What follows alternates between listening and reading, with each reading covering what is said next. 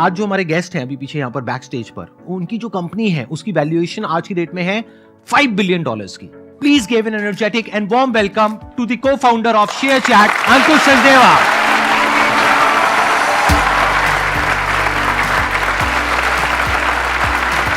Sir, how are you doing? All good. Please have a seat, बैठिए जी। I am very excited. Sandeep sir आपको देखा, बहुत बार देखा है। इनफैक्ट जब बीच में घर जाता था कानपुर से, मैं कानपुर में मेरा कॉलेज था, कई बार मेरी मॉम रात को सुनती थी कुछ।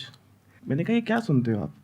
तब उन्होंने बताया कि वो आपको सुनती थी रात को अच्छे थॉट्स लाने के लिए। तो आई एम वेरी एक्साइटेड, आपके साथ मैं आज बैठा हूँ और आई एम श्योर, मतलब मैं जितना भी ट्राई करूँगा हेल्प करने का, ऑडियंस को मोटिवेट करने का, अपनी जर्नी शेयर करने का। आप थोड़ा सा बताएंगे अपनी जर्नी के बारे में कि सबसे पहले तो इसकी शुरुआत कैसे हुई, मतलब एग्जैक्टली क्या हुआ, कैसे हुआ? तो हमने 14 डिफरेंट प्रोडक्ट ट्राई किए थे शेयरचैट के आने से पहले कॉलेज में। मैं और मेरे को फाउंडर्स, हम लोग 3 लोग थे। आप कौन से कॉलेज से पास आउट हैं? IIT कानपुर। IIT कानपुर से। तो पहला प्रोडक्ट हमने बनाया एक रियल एस्टेट प्रोडक्ट, कि लोग जब घर खरीदते हैं तो बहुत सारी चीज़ देखते हैं कि क्या लोकेशन है, यहाँ पे क्राइम कितना होता है, यहाँ पे प्रॉपर्टी के रेट्स बढ़ रहे हैं, गिर रहे हैं। तो वो हमने बनाया, कहीं गया नहीं प्रोडक्ट। फिर हमने कुछ और बनाया। ऐसे करते करते हम फाइनली पहुँचे शेयरचैट पे। और वो भी इंटरेस्टिंग था कि हम लोग, ये तब तक मेरा 4th ईयर हो गया था ऑलमोस्ट प्लेसमेंट के टाइम। हम बना रहे थे एक ऐप ओपिनियो, इसके पहले वो था डिबेटिंग ऐप, कि सचिन वर्सेस विराट का एक डिबेट चल रहा है, आप आइए अपना कमेंट डालें और जिसके कमेंट्स में ज़्यादा एंगेजमेंट आएगा वो साइड जीत गई। मतलब सिंपल सी ऐप थी। और उस पर मतलब ट्रैफिक आ नहीं रहा था। तो मैं था 4th ईयर में, कॉलेज में बैठा हुआ था अपने हॉस्टल रूम में। मैं वो लिंक जाके फेसबुक ग्रुप में डाल रहा था जगह जगह, कि कुछ तो लोग कि सचिन के फैन क्लब में जाते हैं, बोलते हैं कि आपके फेवरेट क्रिकेटर का डिबेट चल रहा है तो आके पार्टिसिपेट करें, तो लोग आएंगे। तो एक सचिन फैन क्लब में मुझे एक पोस्ट दिखा जिसमें था व्हाट्सएप का लोगो, और एक बंदे ने लिखा हुआ था कि मैं बना रहा हूँ सचिन का व्हाट्सएप ग्रुप, अपना फ़ोन नंबर डालें। इस पोस्ट के नीचे 50,000 लोगों ने अपना फ़ोन नंबर डाला हुआ है, रियल नेम, रियल फोटो। और मुझे लग रहा है यार ये कैसे हो रहा है कि 50,000 लोग अपना रियल फ़ोन नंबर डाल रहे हैं। तो मैंने कहा यार करके देखते हैं। 1000 लोग को मैंने फ़ोन नंबर निकाला, अपने व्हाट्सएप में डाल दिया और 10 ग्रुप बना दिए व्हाट्सएप के, और उनका नाम रख दिया Sachin video, Sachin photo, Sachin meme, जैसे करके, कि सचिन का इनको चाहिए था व्हाट्सएप ग्रुप, तो बना के देखते हैं। 1 घंटे बाद मैं वापस आता हूँ, अपना दरवाज़ा खोलता हूँ हॉस्टल रूम का, मेरा फ़ोन टेबल पे पड़ा है और वाइब्रेट हो रहा है, कॉन्स्टेंटली वाइब्रेट हो रहा है। मैंने उठाया, हर ग्रुप में 100, 200 मैसेज पड़े, और ये 100 स्ट्रेंजर्स हैं, 100 लोग जो आपस में जानते नहीं एक दूसरे को। मैंने उनको उठा के ग्रुप में डाल दिया। कोई कंप्लेंट नहीं कर रहा, सब लोग बहुत खुश हैं कि हमें कंटेंट मिल रहा है, और सब लोग हिंदी में बात कर रहे हैं, तमिल में बात कर रहे हैं, तेलुगु में बात कर रहे हैं। तो ये ऑब्जर्वेशन से हमने कहा हमें क्या बनाएंगे शेयरचैट, जिसमें आपको सारा वायरल ट्रेंडिंग कंटेंट आपकी भाषा में एक ऐप में मिलेगा। तो वहाँ से शुरू हुआ था शेयरचैट। ये 2014 की बात है, हमने देखा। और इनफैक्ट ये जो ऑब्जर्वेशन था फेसबुक ग्रुप वाला, ये मेरे प्लेसमेंट के 2 दिन पहले था। मैंने घर पे कॉल किया, मम्मी मैं नहीं बैठ रहा प्लेसमेंट में, मेरे को एक आइडिया आया, मैं वो करना चाहता हूँ। तो वही घर वालों ने बोला कि यार बेटा IIT गया है, इतनी मेहनत करी है, तो अब आखिरी मोमेंट पे क्यों ऐसे कर रहा है। बट मैंने कुछ कुछ करके कन्विंस किया। मैंने कहा 2 साल दे दो मेरे को, 2 साल में अगर नहीं हुआ तो मतलब कर लेंगे, मतलब जॉब्स कहाँ जा रही है, डिग्री तो है ही। डिग्री तो है ही। फिर मैंने वो किया, फिर मैं ट्रेन लिया। मेरे को फाउंडर्स मुंबई में थे, वो एक्सेल सीनियर तो ग्रेजुएटेड थे वो। तो मैं मुंबई गया, मैंने सेम चीज़ दिखाई उनको कि देखो क्या चल रहा है फेसबुक पे। फिर वहाँ से शुरू हुआ शेयरचैट। बट अब अगर देखा जाए आज की डेट में, तो आज की डेट में तो बाकी भी एप्स यूज होती हैं, तो how is your product different from all those products? मतलब डिफरेंस क्या है उसमें? जब आप कोई ऐप ज्वाइन करते हो, मतलब फेसबुक, ट्विटर टाइप, लार्जली इन ऐप्स में आपको या तो फ्रेंड बनाना होता है या फॉलो करना होता है, और फिर आपकी फीड बनती है। हमने पहले 2 साल सेम चीज़ ट्राई करी कि यार हम लोग पब्लिक प्रोफाइल्स, मतलब हम लोग फ्रेंड नेटवर्क तो है नहीं, हम लोग पब्लिक प्रोफाइल्स लेके आएंगे, फॉलो वर्दी प्रोफाइल्स। लोग आएंगे, उनको फॉलो करेंगे, उनकी फीड बनेगी और वो यूज़ करेंगे। ये हमने 2 साल ट्राई किया। इससे मतलब हम जो रिटेंशन मेजर करते हैं कि कितने लोग आए और रुके ऐप में, वो बिल्कुल नहीं बढ़ा।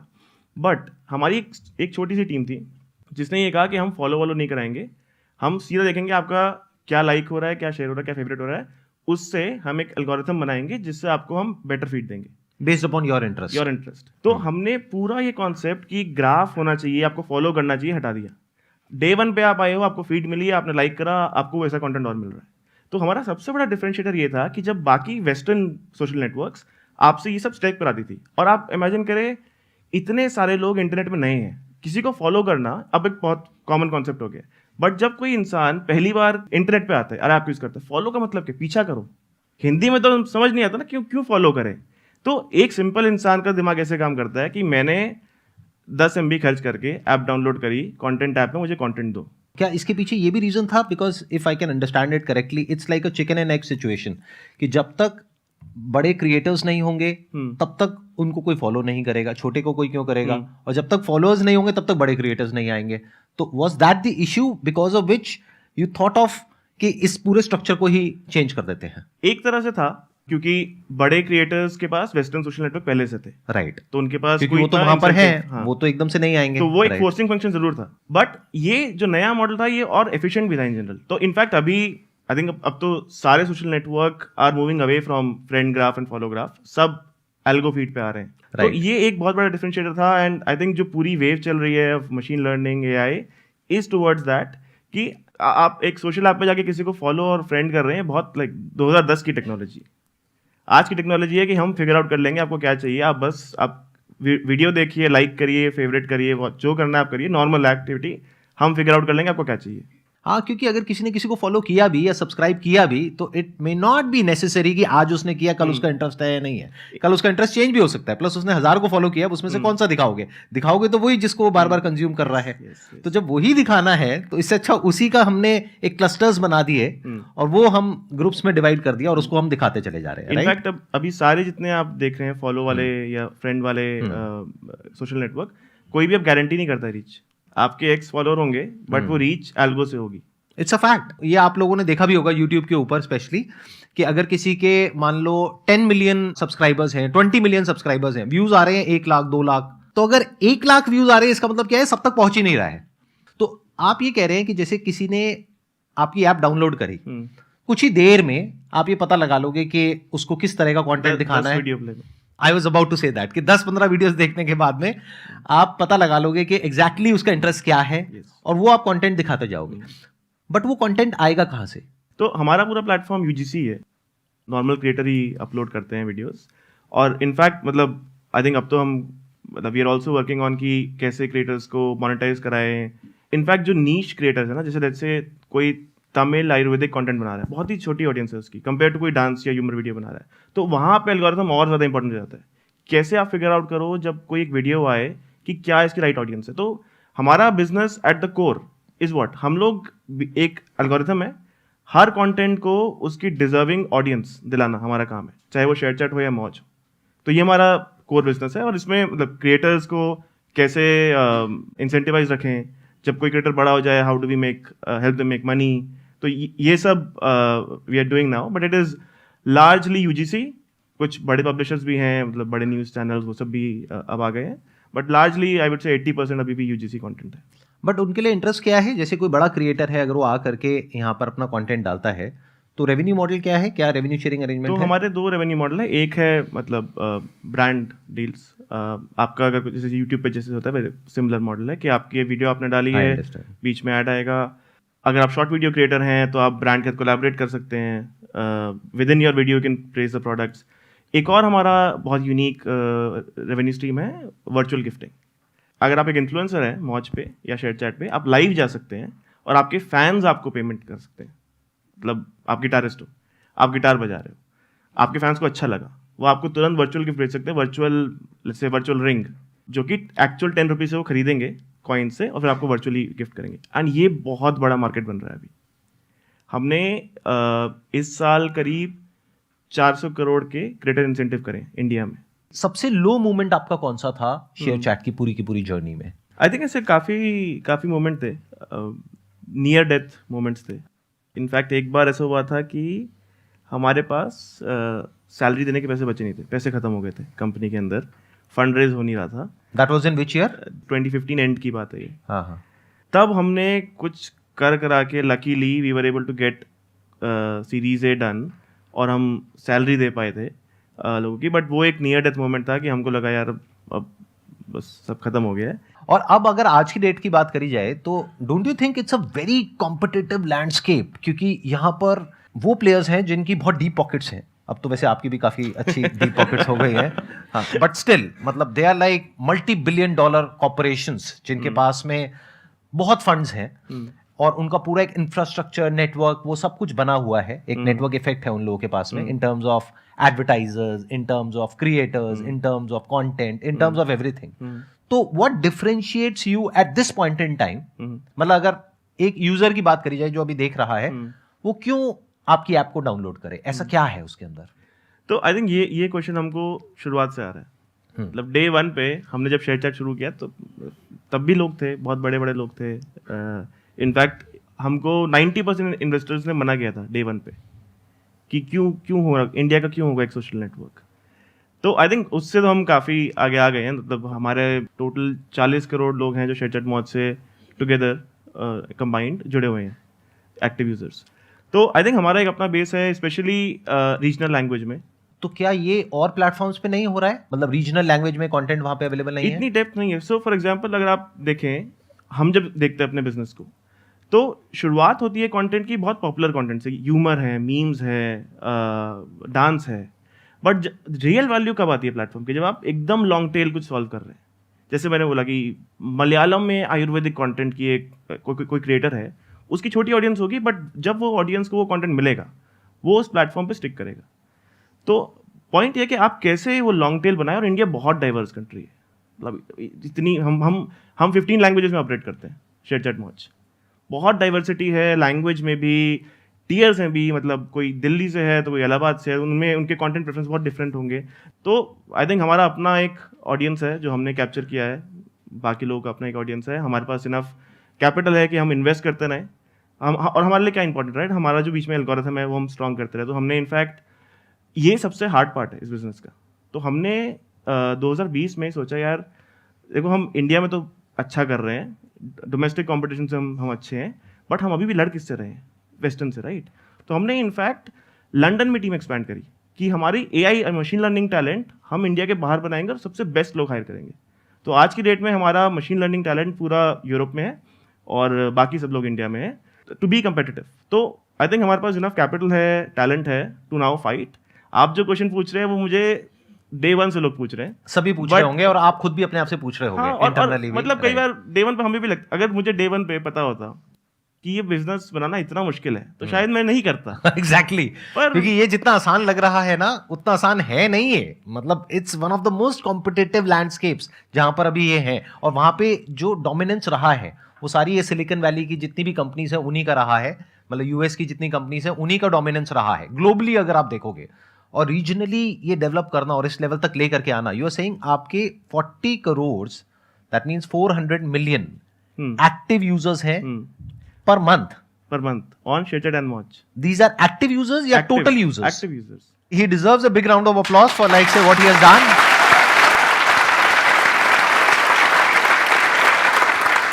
तो अब Q&A के लिए ओपन करते हैं इसको, प्लेटफॉर्म को। मेरा क्वेश्चन सर आपसे ये है कि सेल्फ डाउट को लेके है कि जब हम बहुत छोटे लेवल पे होते हैं और जस्ट स्टार्ट किया, कोई ऐसा बड़ा अचीवमेंट नहीं है to look up to, and बाहर वाले लोग तो बोलते ही हैं, प्लस अपने फ्रेंड्स को जब आप देख रहे हो कि वो आपसे आगे बढ़ रहे हैं, एंड आप कुछ आपके अंदर आपको खुद डाउट होने लगता है कि आप सच में कर सकते हो या नहीं। तो उस सिचुएशन में क्या करना चाहिए? नहीं, आई थिंक ये बहुत नॉर्मल है। इनफैक्ट जब वो जो मैंने फेसबुक ग्रुप वाला एग्जांपल आपको बताया था, वो जिसमें व्हाट्सएप लोगो था, ये सेम चीज़ क्योंकि हॉस्टल में हुई थी, मैंने अपने बगल के दोनों वाले रूम्स के लोगों को दिखाया था। सब ने बोला ये क्या है और इससे क्या होता है, इससे क्या होगा। हम लोगों ने जब प्रोडक्ट बना दिया, हमने इतने लोगों को पिच किया, the smartest VCs of the country, तो उन्होंने बोला यार हिंदी ऐप, इसमें क्या होगा। तो आपको 90% लोग आपका आइडिया नहीं समझेंगे, अप्रिशिएट नहीं करेंगे। You are the only one who will have to believe, and it is a very tough road ना, कि अगर आप कोई एक आइडिया पे जा रहे हैं, वो गलत भी हो सकता है, पर आपको अपने अंदर ये सोचना है कि मैं किस चीज़ पे बेट कर रहा हूँ, मेरी assumption क्या है, ये क्यों चलना चाहिए। अब उस पर ऑनेस्ट रहो कि मेरी assumption थी कि यार ये कंटेंट का गैप है तो ये कंजम्पशन होना चाहिए। अगर वो फेल होता है तो फिर मैं चेंज करूँगा, किसी के बोलने पे नहीं करूँगा।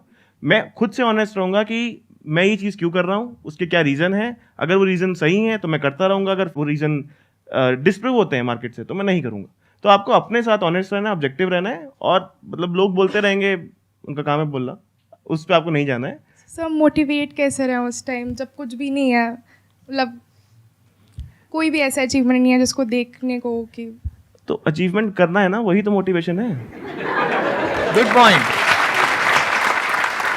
देखो इन्होंने बहुत अच्छी बात कही, जब अचीवमेंट हो जाएगा उसके बाद क्या मोटिवेशन है। समझ रहे हो मैं क्या कह रहा हूं? जब जो आपको चाहिए वो मिल गया तब क्या मोटिवेशन है। अचीवमेंट जब तक नहीं हुआ तभी तक तो वो मोटिवेशन है। वही तो ये कह रहे हैं, यही तो मोटिवेशन है कि अचीव करना है। यस आप यहाँ पे आए हैं, क्यों आए हैं? मतलब आपको, आपके अंदर जिद है ना, वो क्या कुछ करना है, वो है Right. मोटिवेशन आपके अंदर। Thank you sir. मेरा एक क्वेश्चन था कि बिकॉज आप IITian रह चुके हैं, तो उस समय आपके पास ऑप्शन था कि आप एक अच्छी कंपनी में अपना लाइक जॉब लेके और आराम से पैसे कमा के अपनी लाइफ गुजारते, जो कि एक अच्छा ऑप्शन था। बट आपने क्रिएट करने का कुछ और लोगों तक पहुंचने का ऑप्शन क्यों चूज़ किया? उसके पीछे क्या ज़ील, क्या मोटिवेशन थी? आई थिंक IIT की प्लेसमेंट छोड़ने से पहले भी एक डिसीजन था मेरी लाइफ में। तो मैं ये इसलिए बता रहा हूँ क्योंकि कई लोग सोचते हैं कि IIT का ब्रांड था तो कर लिया, बट उसके पहले जब मैं 12th स्टैंडर्ड में था, मैंने 12th में 2 महीने बाद मैं एक दिन स्कूल गया, एकदम परेशान हो गया कि यार 8 घंटे बिताता हूँ मैं, कुछ मेरे को मन भी नहीं है, उससे बेटर मैं घर में सीख लूँगा। मैं एक दिन वापस आया, मैंने अपने घर वालों को बोला, पेरेंट्स को बोला, मैं स्कूल नहीं जा रहा और मैं घर में पढ़ूंगा, और फिजिक्स केमिस्ट्री मैथ्स तो हम IIT के लिए प्रिपेयर कर रहे थे, वो कर लेंगे, इंग्लिश और कंप्यूटर बचा है वो मैं खुद पढ़ लूँगा। तब मेरे पास कोई वो नहीं था सेफ्टी नेट कि IIT का ब्रांड है कि नहीं, बट एक कॉन्फिडेंस था और एक कैलकुलेटेड रिस्क था कि यार मुझे लग रहा है कि वो 8 घंटे में मैं कर लूँगा अपने आप, इससे बेटर तो वो बेट ले लेते हैं। तो चाहे वो डिसीजन हो या प्लेसमेंट छोड़ने का डिसीजन हो, it is always a calculated risk कि मेरा अपसाइड क्या है, मेरा डाउन साइड क्या है। अपसाइड ये है कि यार मेरे को फ्री टाइम मिलेगा, मैं अपनी पढ़ाई पे फोकस कर पाऊंगा। डाउन साइड ये है कि शायद मेरे बोर्ड्स में कम नंबर आ जाएंगे। बट हम लोग क्यों पढ़ रहे हैं? हम लोग इंजीनियरिंग कॉलेज में जाने के लिए पढ़ रहे हैं, वहाँ पे बोर्ड्स का परसेंटेज और उसका कोई कोरिलेशन है नहीं। मतलब हमारे टाइम पे तो नहीं था, अब शायद चेंज हो गया हो। तो आपको ये देखना है कि अपसाइड क्या है, डाउन साइड क्या है, और फिर डिसीजन लेना है। तो ये भी एक आई थिंक आजकल एक फैट बन गया है कि कॉलेज छोड़ दो, ये छोड़ दो, क्योंकि आई थिंक संदीप सर आप भी मैं बिगाड़ रहा हूँ सबको। आप भी वहाँ भी बहुत है, सिलिकॉन वैली में भी बहुत है। हाँ, बट ये थोड़ा सा आई थिंक ओवर हाइप्ड है, क्योंकि हम सब ने जब वो डिसीजन लिए थे, हाँ, तो कुछ सोच के लिए थे, सोच के लिए रिस्क, वो कैलकुलेटेड रिस्क था। हमने किसी को देख के नहीं लिया था ये डिसीजन। मतलब जब मैंने वो डिसीजन लिया था, हमने मतलब मैंने, क्योंकि इन्होंने तो पूरा किया, इनके पास तो आज भी डिग्री है, जो चाहे कर सकते हैं, बट मैं तो किसी काम का नहीं हूँ, मैं यही सब कर सकता हूँ जो अभी कर रहा हूँ। तो मैंने जब वो डिसीजन लिया था तो बहुत सोच समझ करके लिया था। जब मैंने वो डिसीजन लिया था तो मेरे को पता था कि in the worst case scenario में महीने का ₹1,00,000 तो कमा ही लूंगा। तब जाकर के मैंने वो डिसीजन लिया। ऐसे नहीं कि किसी को देखा और इमीडिएटली वो डिसीजन ले लिया। मतलब जैसे इन्होंने कहा ना, best case scenario, worst case scenario देख करके फिर डिसीजन लिया कि बुरे से बुरा क्या हो जाएगा, ये कहीं कुछ नहीं हुआ, हाँ ठीक है इतना तो हो जाएगा। एक डाउट था मेरे मन में कि स्कूल में बच्चों का एडमिशन कैसे होगा आगे जा करके, क्योंकि ये मेरे को डराया था, कुछ घर वालों ने ये कह करके डराया था कि बेटे आगे जाओ करके ना शादी नहीं होगी, ये नहीं होगा। मैं कहा शादी की आप टेंशन छोड़ दो, वो तो हो जाएगी।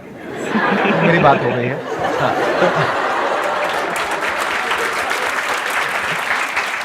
मैंने कहा ये एडमिशन वाला थोड़ा सा डाउट है मेरे को, कि क्योंकि मैंने सुना था उस टाइम पे, मेरे घर वालों ने बोला कि जब वहाँ पे जाते हैं ना किसी अच्छे स्कूल में एडमिशन के लिए, तो वो पेरेंट्स की भी जो वो होता है डिग्रीज वगैरह उसको चेक करते हैं, उनका भी इंटरव्यू होता है, ये होता है वो होता है। बट अब अच्छी बात ये है कि जहाँ पे मेरे बच्चे पढ़ रहे हैं वहाँ पे मैं कई बार एज अ चीफ गेस्ट जा चुका हूँ, तो डजंट मैटर।